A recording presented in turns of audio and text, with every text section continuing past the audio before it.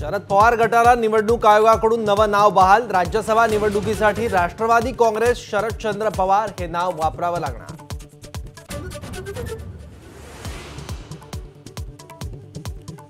राष्ट्रवादी आमदार अपात्रतेचा निर्णय 14 फेब्रुवारीला लागण्याची शक्यता, तर मेरिटनुसारच निकाल देणार। विधानसभा अध्यक्ष राहुल नार्वेकरांची प्रतिक्रिया।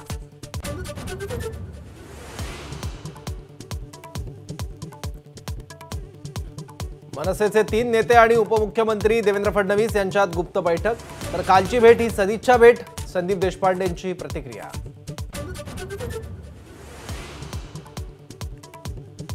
कुणासाठी कितीही करा, वेळ आली की फणा काढतातच, वसंत मोरेंचं सूचक स्टेटस।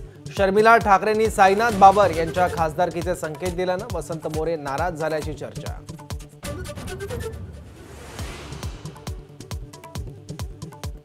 संभाजीराजे छत्रपती कोल्हापुरातूनच लोकसभा निवडणूक लढवणार। सूत्रांची एबीपी माझाला माहिती। 11 तारखेला घोषणा करण्याची शक्यता।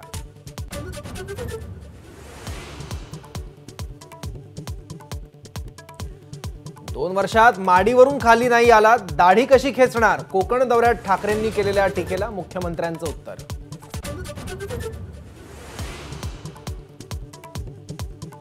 नागपूरच्या काटोलमध्ये कार्यक्रमात गोंधळ। राहुल देशमुखांच्या भाषणावरून फडणवीस आणि देशमुखांचे समर्थक भिडले।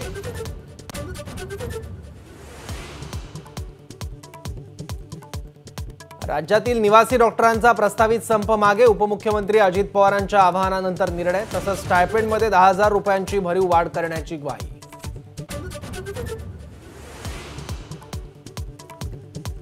राज्यसभेतून पंतप्रधान मोदींचा काँग्रेसवर कडाडून हल्लाबोल। काँग्रेस जन्मजात आरक्षण विरोधी, मोदींचा गंभीर आरोप।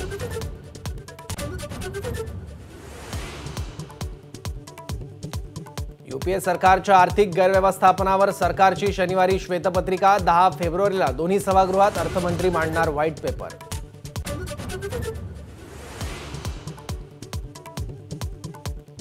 उदगीर ग्रामीण पोलीस ठाण्यात पोलिसांनीच बोकड बळी दिल्याचा धक्कादायक प्रकार उघड। संबंधित पोलीस अधिकाऱ्यावर गुन्हा दाखल करण्याची पोलिसांची मागणी।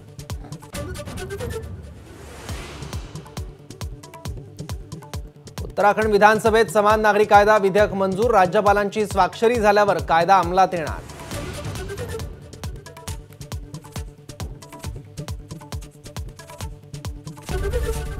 एबीपी माझा, उघडा डोळे बघा नीट।